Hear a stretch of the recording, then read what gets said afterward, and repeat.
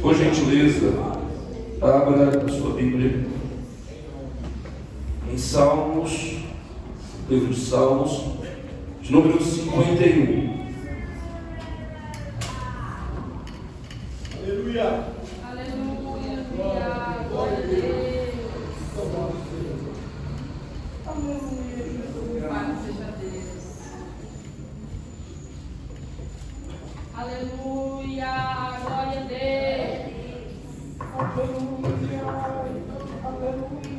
Glória! Salmos de número 51, verso de número 10. Todos encontraram? Assim está escrito o texto: cria em mim, ó Deus, um coração puro e renova em mim um espírito voluntário. Eu vou ler mais uma vez. Cria em mim, ó Deus, um coração puro e renova em mim um espírito reto. Glória ao nome de Jesus. Eu sei que diante dos louvores que nós ouvimos aqui, muitas vezes aquele que prega sente-se tentado a fazer qualquer alteração naquilo que Deus colocou em seu coração. Mas, diante daquilo que eu ouvi inicialmente, quando eu dobrei os meus joelhos, a dupla estava louvando ao Senhor com um dos hinários da harpa cristã, de número 422, salvo o melhor entendimento, correto? Que no céu não entra. Então, vamos lá. É um culto público, então nós precisamos tratar disso nesta noite. Queridos, esse texto, ora lido aos irmãos, esse verso escolhido está inserido no contexto de uma aplicação de um processo mais difícil da vida do rei Davi. Todos nós conhecemos todo o histórico, mas se faz necessário uma simples visitação naquilo que aconteceu. Segundo registra segundo Samuel, capítulo 10, capítulo 11 e capítulo 12, vai tratar diretamente do pior cenário da vida de Davi. Cenário esse que, segundo este contexto, este homem estava em seu palácio, enquanto o seu exército estava no campo de batalha, lutando contra os moabitas. E diz esse contexto que Davi, passeando na varanda do seu palácio, ele se depara com uma linda mulher tomando o seu banho, e diz o texto que prontamente Davi assentou em seu coração, dando ordens aos seus serviçais para que a trouxessem. E no continuar desse enredo, diz a palavra do Senhor que Davi se relaciona com esta mulher. E a partir daquele momento começa o registro da queda desse grande homem de Deus, pois nós o conhecemos como homem segundo o coração de Deus. Diz o contexto que depois que Davi se relaciona com esta mulher, chamada Batseba, esta mulher manda uma notícia para o grande rei Davi, que ela estava grávida, estava esperando um filho daquele relacionamento. Só que se você não voltar os seus olhos lendo o capítulo de número 11, o capítulo de número 12, você vai entender isso muito comum, muito normal, porque ele é um rei doutado de todo o seu grande poderio, mas esta mulher, segundo o contexto, ela tinha um esposo. E esse esposo não era qualquer pessoa. Ele era um dos membros da guarda do rei Davi. Este homem chamado Urias. Quando Davi toma ciência disso, começa a arquitetar um plano maléfico. Davi, eu vou repetir essa expressão para que vocês entendam a nossa posição de vulnerabilidade, que Davi, mesmo sendo um homem segundo o coração de Deus, tá? Diz o texto que ele monta uma estratégia quando recebe essa notícia. Um dos seus planos é pedir que esse soldado volte do campo de batalha, e voltando do campo de batalha, volte à sua casa e se relacione com a sua esposa para esconder aquela gravidez. Olha só o cenário. Só que aquele homem é tão fiel ao rei, que ao invés de ir para casa, ele fica pernoitando na frente do palácio. E Davi, tomando consciência disso, chama ele para dentro da sua casa, prepara um banquete para ele, coloca vinho ao seu dispor, mas mesmo ele naquela situação, ele não volta para a sua casa. Ele cita uma frase belíssima, porque ele falou: como eu, um soldado, poderia me deitar com a minha esposa, ir para a minha casa, enquanto os meus comuns estão no campo de batalha lutando contra o rei? Ficarei aqui.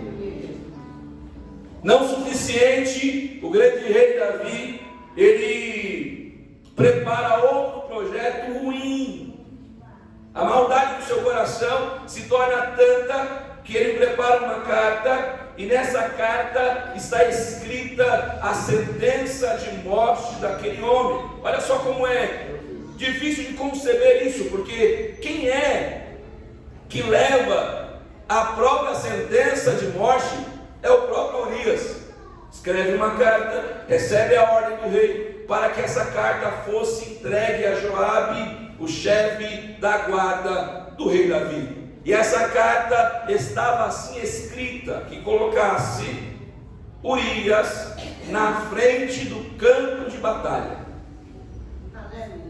Isso posto, Joabe obedece, e quando é colocado Urias na frente do campo de batalha, os arqueiros do exército inimigo acerta Urias e ele vem à morte. Essa notícia volta para o rei Davi, que Urias havia morrido no campo de batalha. Para ele, essa questão já havia sido resolvida, porque todos os indícios que poderiam levar a condená-lo, ele mesmo fez questão de tentar apagar. O histórico, o marido traído, um amigo confidente que de maneira nenhuma entregaria ao rei, mas só que tem Deus que tudo vê, que todas as coisas, segundo o escritor aos Hebreus diz, estão nuas e patentes diante dos olhos dele, e não tem como se esconder.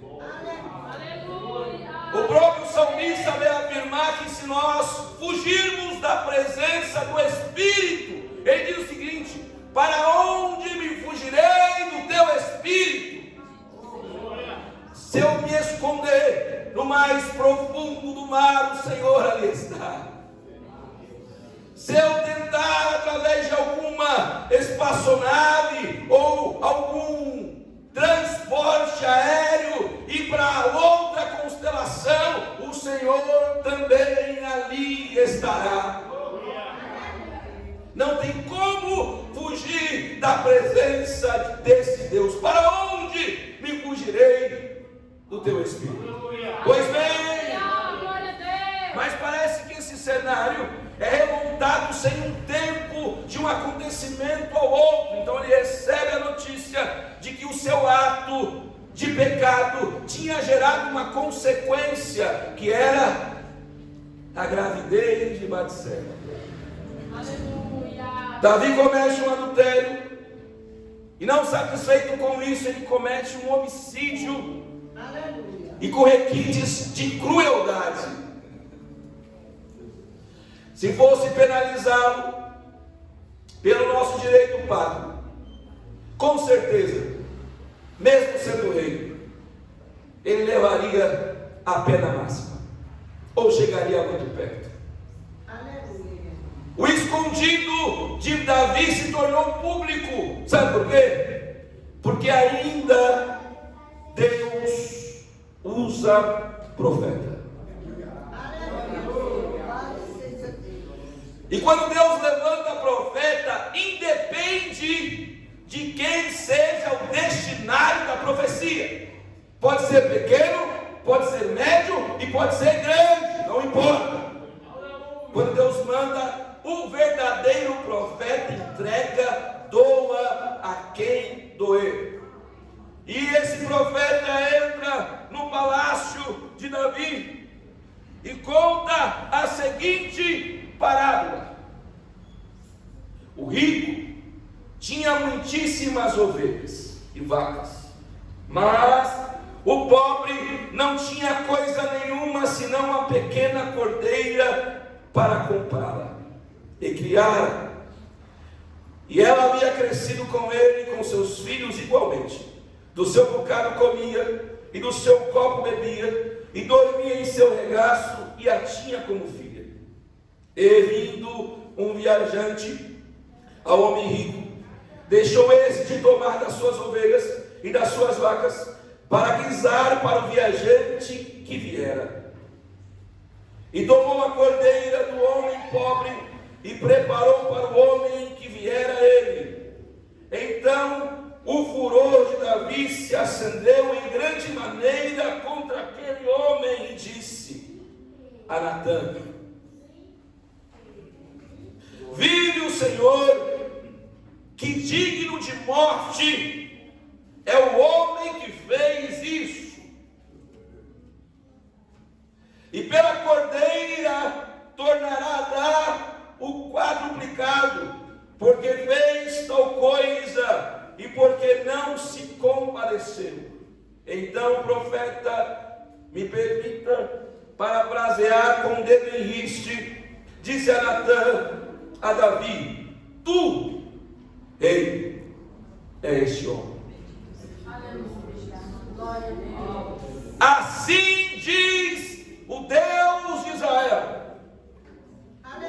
eu te ungi sobre Israel, eu te livrei das mãos de Saul, eu te dei a casa de teu Senhor e as mulheres de teu Senhor em teu seio, e também te dei a casa de Israel e a de Judá.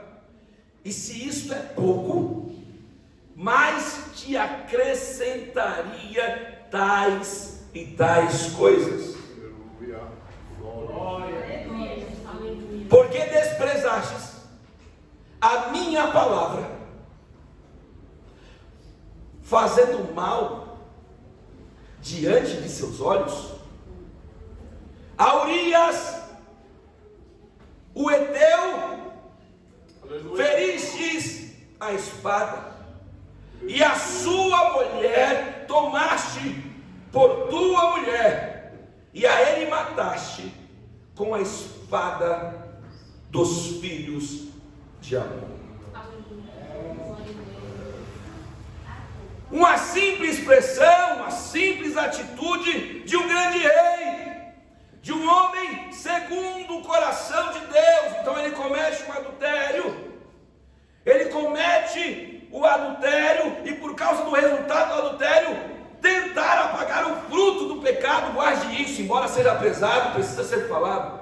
O fruto do pecado é o filho. O resultado ou a consequência que dá materialidade para o pecado de Davi é justamente o filho. Porque se não tivesse filho, com certeza isso estaria escondido até o dia de hoje. e nós não estaremos contando essa história aqui. Mas o filho apareceu. Então era necessário esconder, era necessário cobrir, ou melhor, encobrir o pecado.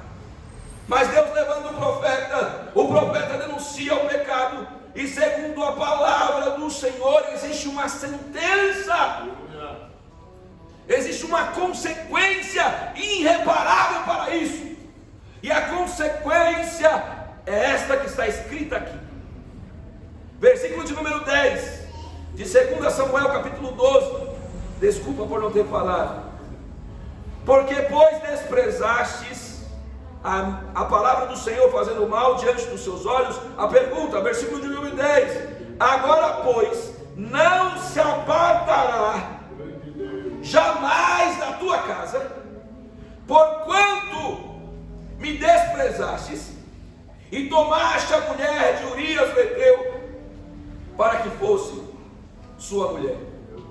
Assim diz o Senhor no versículo 11: eis que suscitarei da tua mesma casa o mal sobre ti, e tomarei tuas mulheres perante os teus olhos, e as darei ao teu próximo, o qual se deitará com as tuas mulheres perante este sol, porque tu fizeste em oculto, tu escondeu, mas eu farei este negócio, para que todos vejam, perante todo Israel e perante o sol. Então disse Davi a Natã: pequei contra o Senhor.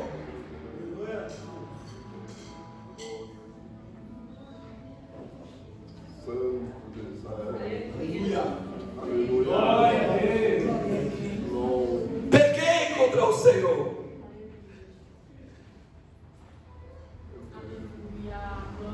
E a resposta de Natã a Davi é o seguinte: também o Senhor transpassou o seu pecado, não morrerás. Essa atitude de Davi de arrependimento, o Salmo de número 51 fará essa conexão. Pequei contra o Senhor. Nesse pequei contra o Senhor, o Salmo de 51 vai alargar todas as expressões que Davi usou nessa abertura do seu coração e da sua alma, confessando o seu pecado ao grande Deus de Israel. Enquanto, segundo o registro da Salmo de número 32, versículo de número 5, que enquanto ele escondeu o pecado, os ossos envelheceram, o prazer pela vida sumiu ou cessou, foi perdendo vigor, foi perdendo força. Aí ele clama no versículo de número 1 de Salmo 51: eu pequei, eu falhei, eu transgredi, eu desviei o caminho, eu sei que eu matei um homem, eu sei que eu adulterei enquanto rei, e o resultado disso foi a morte do filho que nasceu nesse pecado, como sentença e juízo de Deus. Mas aquele coração rasgou-se diante do Senhor e falou: tem misericórdia.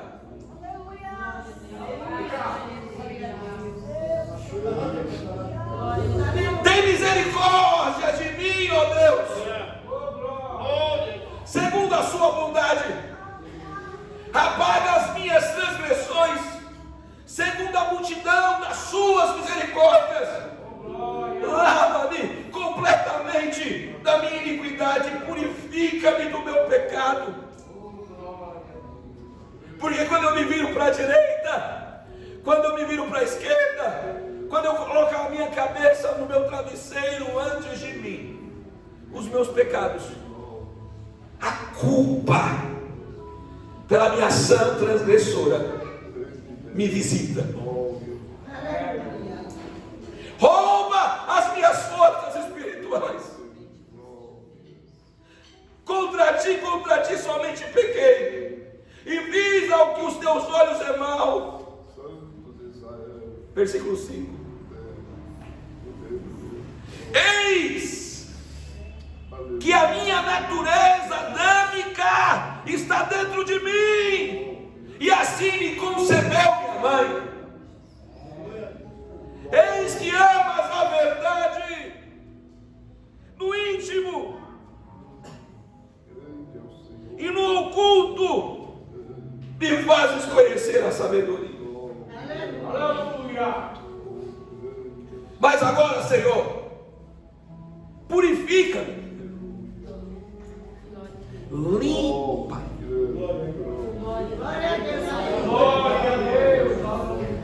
Essa marca, essa chaga polurenta, fétida do pecado que está impregnada em mim. Purifica, utiliza o método que os judeus utilizavam para a limpeza, utiliza até o hisopo. E se o Senhor utilizar isso, mesmo com tamanha pecaminosidade, ou a extensão, ou a gravidade do meu pecado, ficarei puro. Lava-me, lava-me, e ficarei mais alvo, mais limpo, mais cristalino do que a neve. A condenação visitou o coração de Davi, esse jovem que é conhecido por ser tirado de trás das manhadas, jovem que foi escolhido para exercer o seu ministério, um jovem improvável que foi escolhido entre os seus irmãos, mesmo que era preterido pelo seu pai. Deus levanta esse jovem, Deus levanta esse grande homem, mas por um momento, por uma ação, por uma atitude, ele desliza, ele peca, ele se desvia.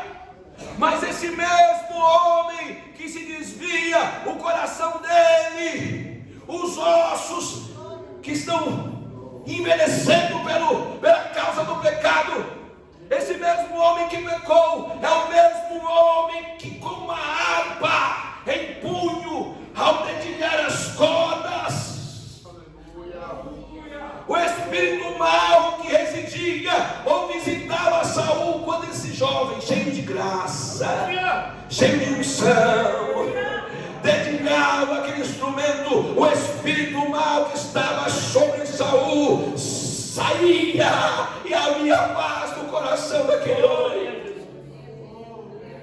Esse mesmo tinha perdido a alegria de estar na presença do Senhor e da sua salvação.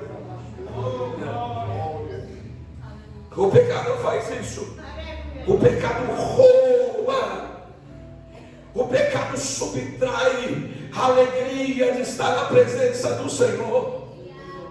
O pecado remove aquela esperança de vida eterna. O pecado faz isso. Mas o auto reconhecimento desse pecado possibilita o alcance da misericórdia de Deus sobre as nossas vidas. Porque, Davi, eu estou em pecado, eu perdi a alegria. Versículo de número 10, ora lido. Mesmo assim, Senhor, cria em mim,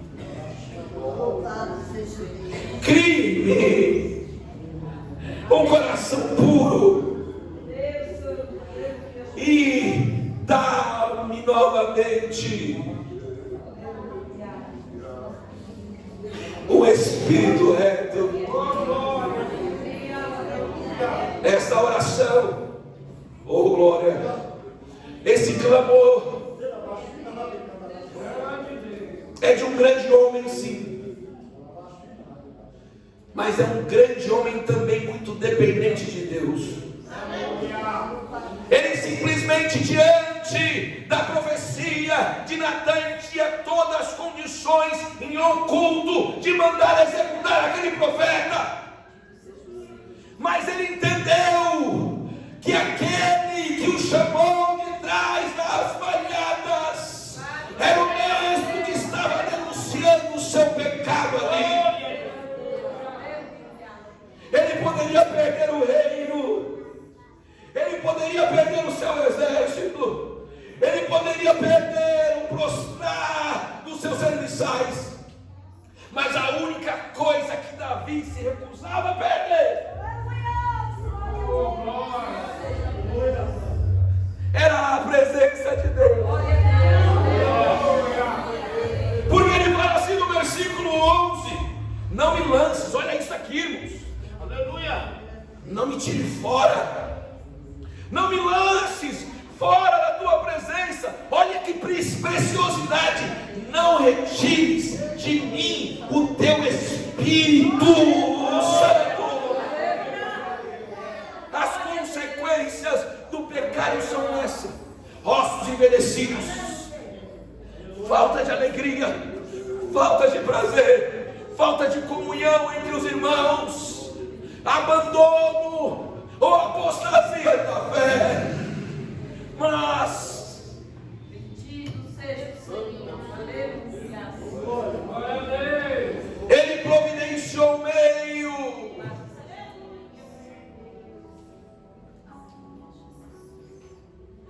Ele providenciou o meio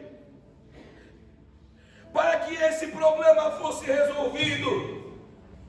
E o meio para que esse problema fosse resolvido simplesmente era um ato de confessar o seu pecado.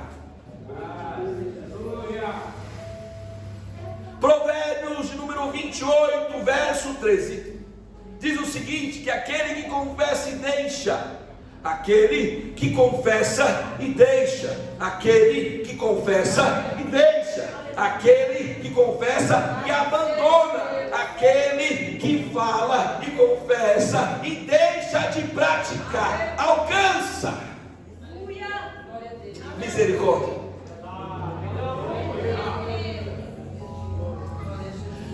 O escritor aos Romanos vai mais além, porque nós estamos diante de um leque de pecados abomináveis. Mas o próprio São Paulo vai afirmar que onde abundou o pecado, onde abundou o pecado, superabundou a graça. Bendito seja Deus. Aquilo que nos afastava de Deus, que são os nossos próprios pecados, Ele mesmo trouxe solução. Ah, Jefferson, mas não tem nenhum ouvinte que não aceitou Jesus. Essa palavra é para você, essa palavra é para mim. A pior coisa em um dia como esse é estar aqui, mas sem alegria, é deixar de sentir a presença do Espírito Santo. Queridos, por que não confessamos o pecado? Porque nós temos medo. Temos medo e estamos preocupados com a nossa reputação diante dos homens. É isso? O que vão pensar a meu respeito? O que vão falar de mim a partir de hoje? Queridos, é melhor, como diz um pastor chamado Anderson Silva, é melhor pagar o boleto aqui do que pagar o boleto lá. É ouvir do próprio Senhor que ele não se conhece.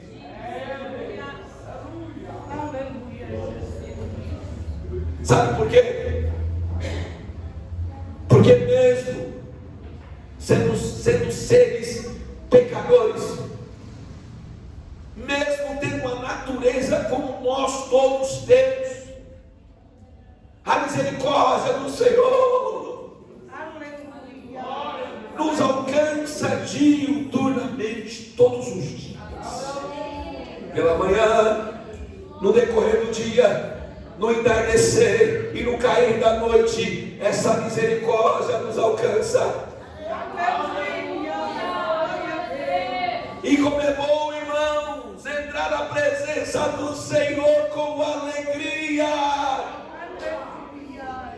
Sabe por quê? O inimigo, ele faz isso. Ele prepara o prato, deixa à sua disposição, você não vigia, ou nós não vigiamos, caímos, e depois o mesmo inimigo, ele vai te condenando pelas suas práticas.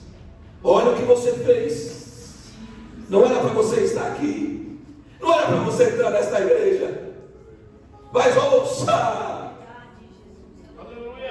João, olha para Jesus, antes de ser batizado no Jordão, aponta o seu dedo para ele. João, capítulo 1, versículo 29.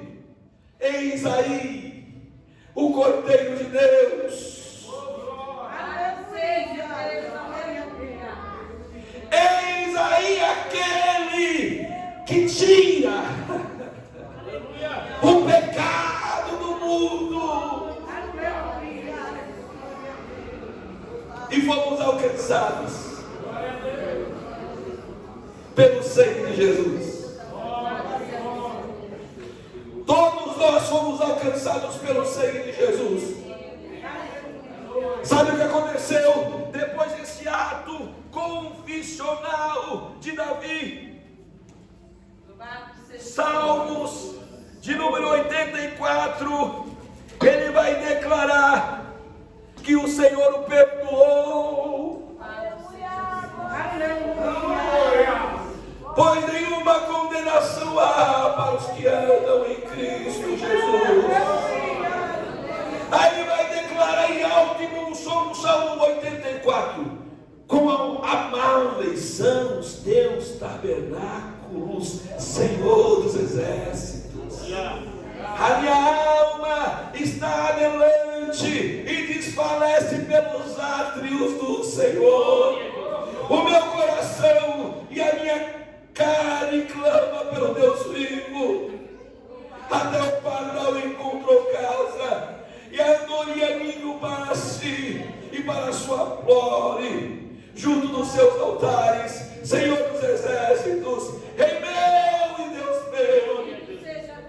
Bem-aventurados, muito felizes, mais do que felizes, os que habitam em tua casa, louvar-te-ão continuamente. Ainda há esperança para você. Ainda há esperança para você. Mesmo em pecado, a sua atitude ou a minha atitude é prontamente tomar uma decisão diante de Deus. Não se preocupar com o que os outros irão falar, mas hoje clamar igual Davi clamou. Cria. Se coloque sobre os seus pés em nome de Jesus. Bendito seja Deus.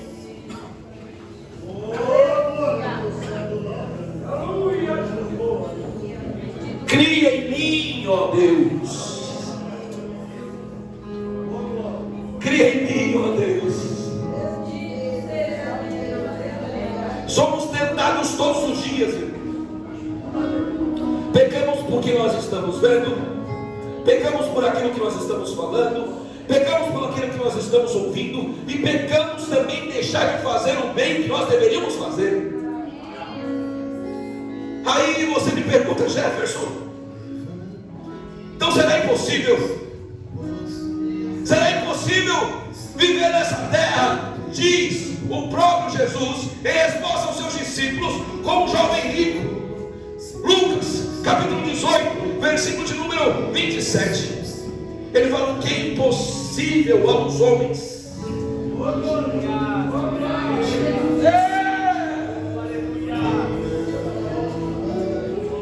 o que é impossível aos homens é possível para Deus.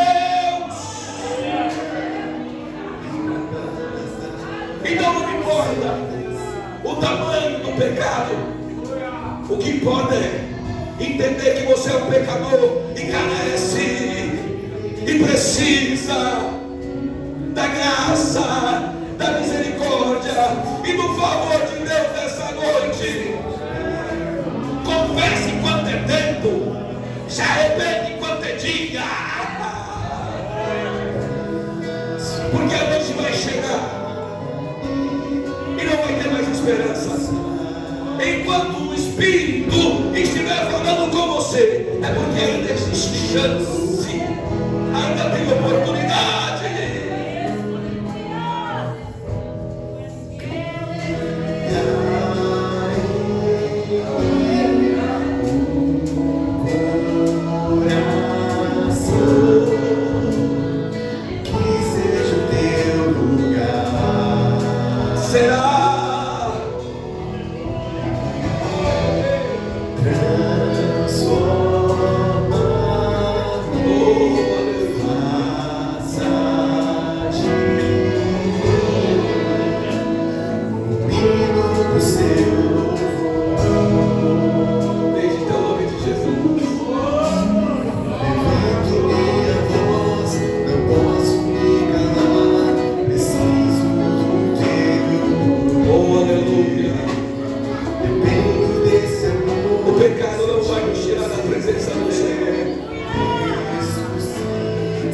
Segundo Martinho Lutero, os pássaros podem até sobrevoar sobre a nossa cabeça, mas de maneira nenhuma eles vão fazer ninhos.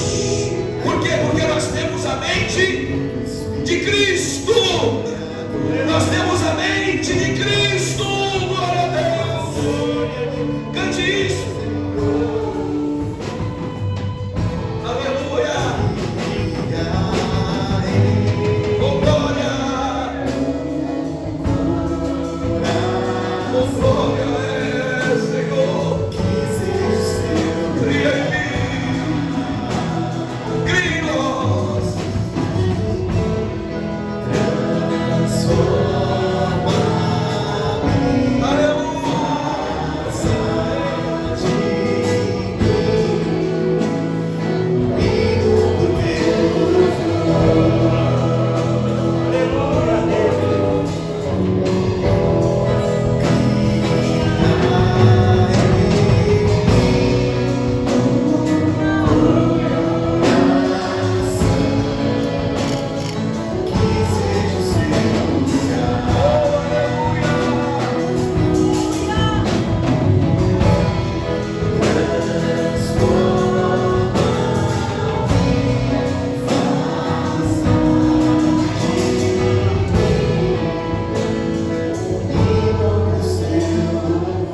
Glória a Deus.